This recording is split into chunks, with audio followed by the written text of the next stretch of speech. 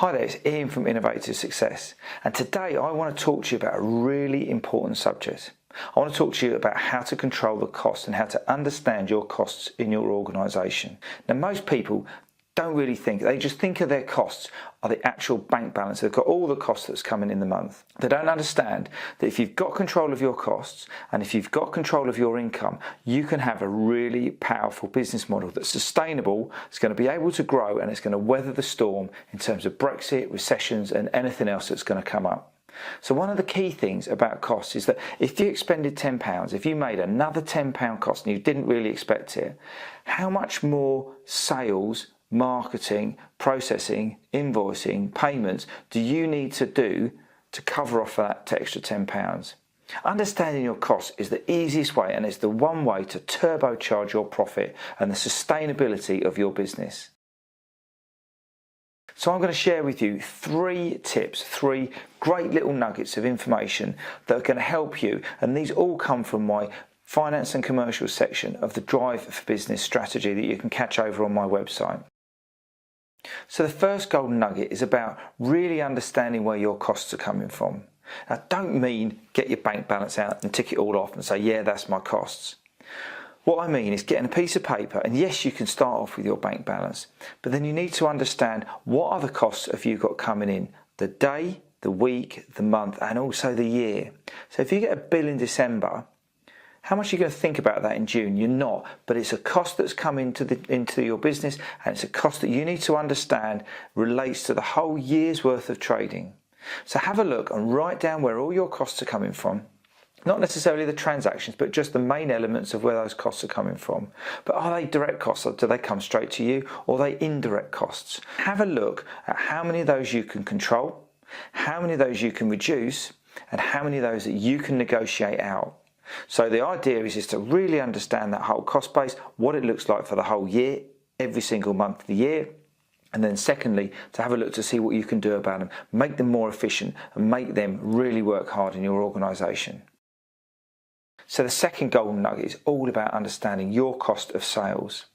What is a cost of sales? It's a figure where you work out what your average, how much it costs you on average to make a sale. So you've got your average sale, you've got your average, amount of income, product, whatever it may be.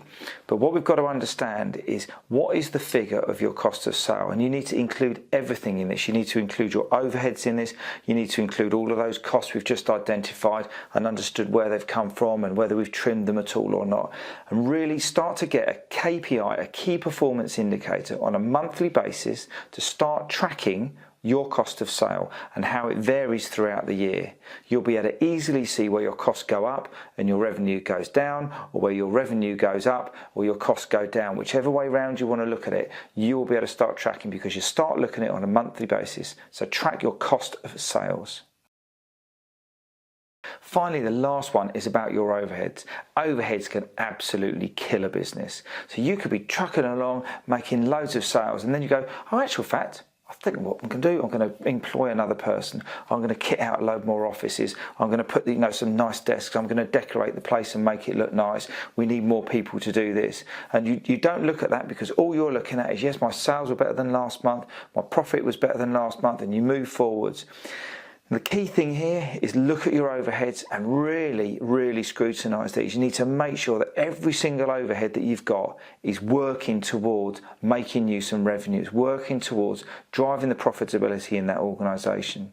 So if you've brought somebody in the organisation, they might be an administrator, are they really working hard? Are they delivering that value that you wanted on day one when you employed them? Or have they started to move off and do other tasks? Everybody must be creating, doing revenue creating tasks.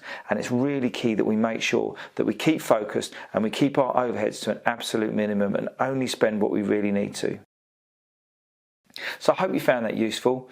These 3 tips come under the finance and commercial section of my Drive for Business strategy that you can go and find on the website over at innovativesuccess.com. So go through them, have a look at your costs, have a look at your cost of sales, and have a look at your overheads. Really get to scrutinise and understand if you reduce your costs and you make them efficient, it's really going to make your business more profitable. If you found it useful, please don't forget to like it, share it, and comment it, and pass it on to some of your other business colleagues. More importantly, you get to work, and go and have a great day. I'll catch up with you soon.